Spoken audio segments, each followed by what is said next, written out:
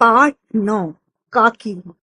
उस दिन बड़े सवेरे शामू की नींद खुली तो उसने देखा कि घर भर में कोहराम मचा हुआ है। उसकी माँ नीचे से ऊपर तक एक कपड़ा ओढ़े कंबल पर भूमि शयन कर रही थी और घर के सब लोग उन्हें घेर कर बड़े करुण स्वर में विलाप कर रहे थे। लोग जब शामू की माँ को शमशान ले जाने के लिए उठाने लगे तब उसने बड़ा उपद्रव किया। लोगों के हाथ से छूटकर वह माँ के ऊपर जा गिरा और बोला, काकी सो रही हो? इस तरह उठाकर कहाँ लिए जा रहे हो? मैं इसे न जाने दूंगा। लोगों ने बड़ी कठिनाई से उसे हटाया। काकी के अंतिम संस्कार में वहां न जा सका। एक दासी किसी तरह उसे घर में ही संभाले रही। यद्यपि बुद्धिमान गुरुजनों ने उसे दिलासा दिया कि उसकी काकी उसके मामा के यहाँ गई है, परंतु उससे यह बात न छिपी रह सकी कि काकी और कहीं नहीं, ऊपर राम के यहाँ गई है। काकी के लिए कई दिन लगातार रोते रोते उसकी रुलाई तो धीरे धीरे शांत हो गई, किंतु शोक शांत न हो सका। वह प्राय अकेला बैठा बैठा शून्य मन से आकाश की ओर देखता रहता। एक दिन उसने एक पतंग उड़ती हुई देखी। न जाने क्या सोचकर उसका हृदय एकदम खिल गया। पिता के पास जाकर बोला, काका मुझे एक पतंग मंगवा दो, अभी मंगा दो।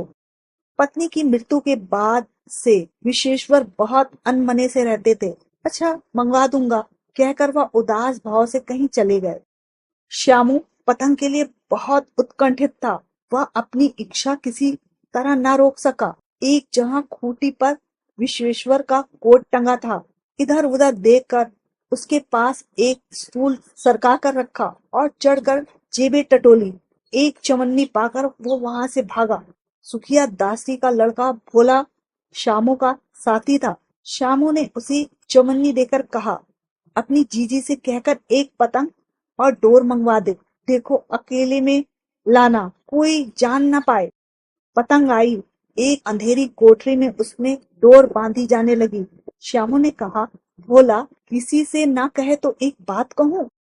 भोला ने सिर हिला के कहा, नहीं, मैं किसी से नहीं कहूंगा। श्यामू ने रहस्य खोला, मैं यह पतंग ऊपर राम के यहाँ भेजूंगा। इसे पकड़कर काकी नीचे उतर आएगी। मैं लिखना नहीं जानता, नहीं तो इस पर उसका नाम लिख देता।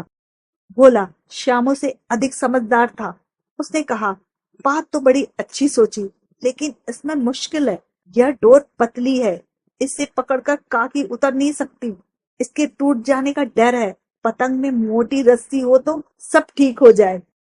श्यामू गंभीर हो गया। मतलब यह है कि बात लाख रुपए की सुझाई गई है, लेकिन मुश्किल यह है कि मोटी रस्सी कैसे मंगवाई जाए।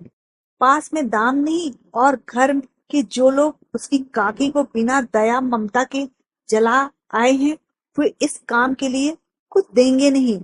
उस दिन श्यामू को चिंता के मारे देर रात तक नींद नहीं आई। पहले दिन की ही तरकीब से दूसरे दिन फिर उसने पिता के कोट से 1 रुपया निकाला, ले जाकर भोला को दिया और बोला, देख भोला, किसी को मालूम न होने पाए। अच्छी अच्छी 2 रस्सियां मंगवा दे। एक रस्सी छोटी पड़ेगी। जवाहर भैया से मैं एक कागज पर काकी लिखवा दूंगा। नाम लिखा रहेगा तो पतंग ठीक से उन्हीं के पास पहुंच जाएगी। 2 घंटे बाद प्रफुल्ल मन से श्यामू और भोला अंधेरी कोठरी में बैठे हुए पतंग में रस्सी बांध रहे थे। अकस्मात उग्र रूप धारण किए हुए विश्वेश्वर शुभ कार्य में विघ्न की तरह आ घुसे। भोला और श्यामू को धमकाकर बोले, तुमने हमारे कोट से 1 रुपया निकाला है? भोला एक ही डांट में डर गया। बोला, श्यामू भैया ने रस्सी और पतंग मंगवाने के लिए निकाला था। विश्वेश्वर ने श्यामू को 2 तमाचे जड़कर कहा, चोरी सीख कर जेल जाएगा? अच्छा तुझे अच्छी तरह से समझाता हूँ। कहकर फिर कई तमाचे लगाए और कान मलने के बाद पतंग फाड़ डाली। अब रस्सी की ओर देखकर पूछा, ये किसने मंगाई है? भोला ने कहा, इन्होंने ही मंगाई थी। कहते थे पतंग को तान कर काकी को राम के यहाँ से नीचे उतारेंगे। विश्वेश्वर हतबुद्धि होकर वहीं खड़े रह गए। उन्होंने फटी हुई पतंग को उठाकर देखा। उस पर चिपके हुए कागज पे लिखा था, काकी।